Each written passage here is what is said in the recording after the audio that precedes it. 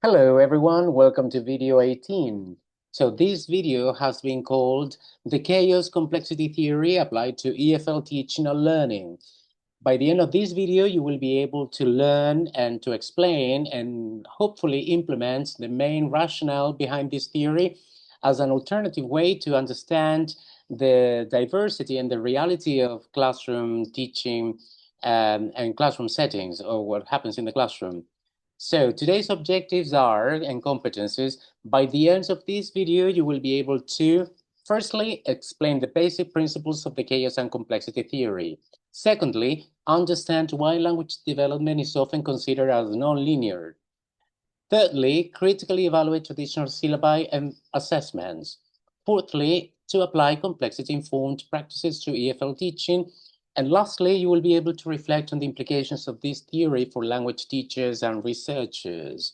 So to begin with, I invite you to imagine this scenario. Two students, same teacher, same classroom, same textbook, same assessments. One becomes fluent, but the other one still struggles.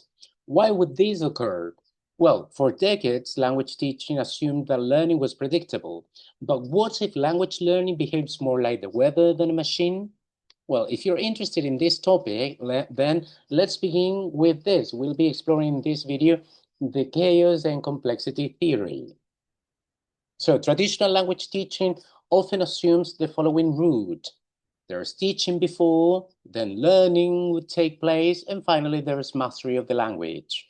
Yet teachers constantly observe plateau, sudden breakthroughs, regression, and individual differences. Although the program is the same, the classroom, the level of exposure is the same, the activity is exactly the same, students may respond differently in the same classroom setting. Why would that happen?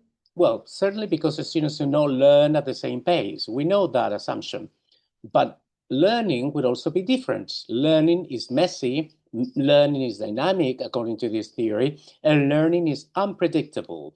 Let's have a look at what this theory postulates. The complexity theory originated in mathematics, physics, biology, when researchers noted that certain systems, such as ecosystems, weather systems, and economies, couldn't be predicted perfectly.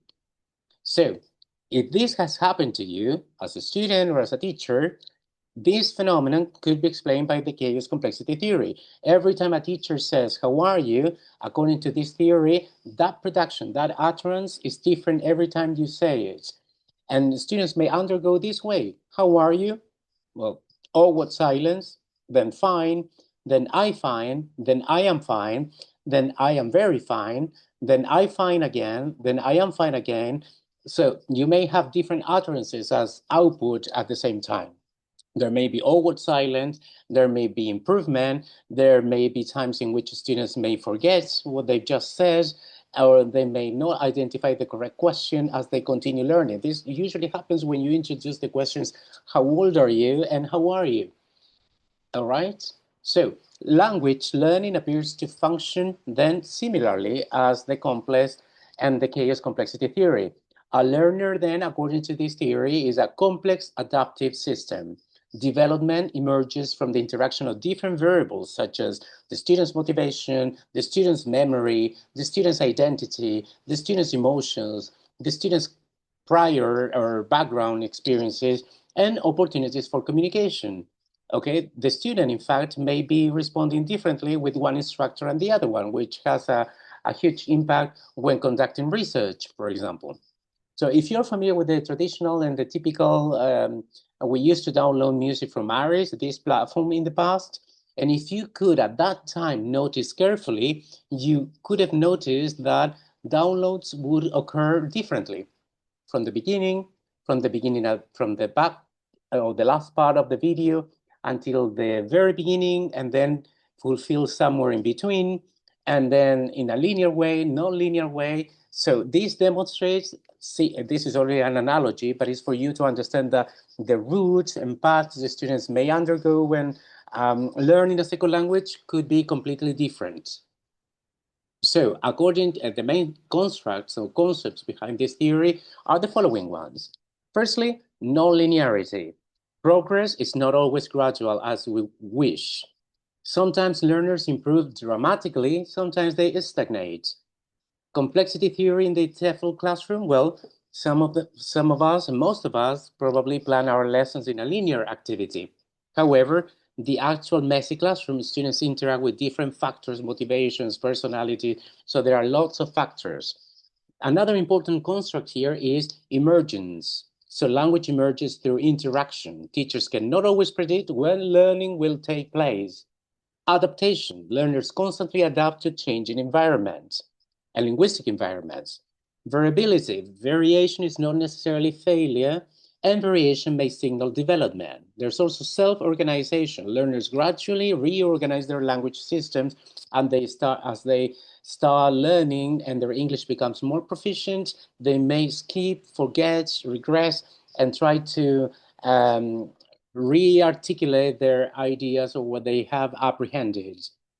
So what happens to traditional syllabi then? Because at school levels, in different institutions, we need to follow a given specific syllables. So this is one of the most important questions. Traditional syllabi assume that the students will firstly, will apprehend the present simple. Later on, they would grasp the past simple, then the future tenses, aspects, the difference between will and be going to, and then conditionals, the first conditional first, the second conditional first, the third conditional. And we even mentioned them as numbers, the first conditional, the second conditional, the third conditional. We assume, and we have assumed that for decades. But according to the complexity theory, acquisition may not occur in that sequence. What if everything you've done so far is wrong? Well, this theory explains that students would be revisiting forms repeatedly, would learn some structures earlier than expected, and would struggle with forms that have already been taught. So does this mean we should abandon the syllabi? No. Instead, the syllabus becomes a guide rather than prediction. And teachers plan, of course, but according to this theory, they should remain flexible. So what would be the implication in terms of assessment? Traditional assessment often measures what students know at one specific moment. According to the complexity theory, well, this theory encourages to consider the students' growth, paths, the trajectories, and development over time. Possible alternatives according to this theory, well, portfolios, learning journals, project-based assessment, self-assessment, peer assessment. Okay, so assessment becomes developmental rather than purely judgmental. What about international standardized exams, examinations? Well, according to the CEFR has become one of the most influential frameworks in language education. It provides, of course, clear proficiency levels, learning objectives, assessment standards, international comparability. We have the levels, clear levels, such as from level A1, A2, B1, B2, C1, C2, from very beginner to proficient levels. And the CEFR suggests a developmental progression. And this, of course, has many advantages in case you want to go abroad, if you want to apply for a position, if you want to get your English certified and demonstrate your linguistic competences. However, the complexity theory raises an important question here. Do learners really develop language in such a neat and predictable sequence? Well, the complexity perspective states the following. The complexity theory does not reject the CEFR, but it reminds us that learners do not always develop in the same way across skills, okay, uniformly across skills. So a learner may be, for example, B2 in listening, B1 in speaking, A2 in writing, C1 in reading, because probably the student is closer and is more into reading, as you know, is more into literature and likes reading novels and reading the newspaper, journals, or is in an academic program and exposed to courses intended to develop and learn more about developing reading skills. So development is often uneven according to this theory, and this is perfectly normal. If you graduated from a university, and if you look back in time and think about your classmates, your generation, you would probably remember that although you completed the 4 years, your second language program, your English program, English education program consisted of, and then you probably had some students who still insisted on making the same mistakes, okay? Probably it wasn't their time to acquire those specific forms or structures. Now, what about international exams? Exams such as the IELTS, the TOEFL, the Cambridge examinations. Well, according to this theory, they only provide a snapshot of performance at a particular moment. The complexity theory reminds us that a test score is not the learner. It is only a temporary measurement of a constantly evolving system. And in my words, and in my opinion, these are the key words: constantly evolving system. So our learners would be systems, and their language in particular are evolving every day, and we have a huge responsibility then when teaching English in the classroom. So an example: imagine two learners who both obtain level B2. We should assume that both have the same level of English. However, learner A may have strong grammar but limited fluency. Learner B, excellent fluency, more grammatical inaccuracies, same level though. Learner A and B, different developmental trajectories and different language systems. That would be the main conclusion. What's the implications for teachers? Well, the surfer remains useful. International exams remain useful, but teachers should avoid thinking this: my student is level B1, therefore I know everything about their ability. The complexity theory suggests that language development is far richer than a single score or level descriptor. Perhaps the surfer level should be viewed as destination on a map rather than fixed train stations that every learner reaches in exactly the same way. Two learners may arrive at level B2, level C1 through completely different development paths, and perhaps that variability is not a problem. Perhaps it is simply the nature of language learning. Now, what are some concrete classroom practices? Practice 1. Highly recommended. Flexible speaking task. Instead of expecting identical answers, allow students to contribute according to their current developmental level. For example, if the topic is technology in education, different students will produce different language, and that's completely normal. That is expected. Now, recycling language is another thing that we learn from this theory. Do not assume language is learned after one lesson. So we should continuously revisit vocabulary, grammar, discourse patterns. For example, the past tense appears repeatedly across units. Rich interaction, create opportunities for pair work, discussion, projects, collaborative tasks. The complexity theory views interaction as a key driver of development. Encourage learner autonomy. Students become active agents. So examples for you to implement: reflection journals, self-recorded speaking activities or tasks, goal settings activities. So this is EFL support. If you're a teacher at school now and you're watching this video, this is the key question, the essential question here. What can EFL teachers take from this theory?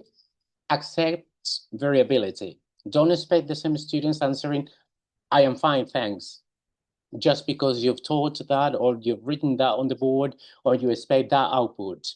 Stop expecting identical outcomes.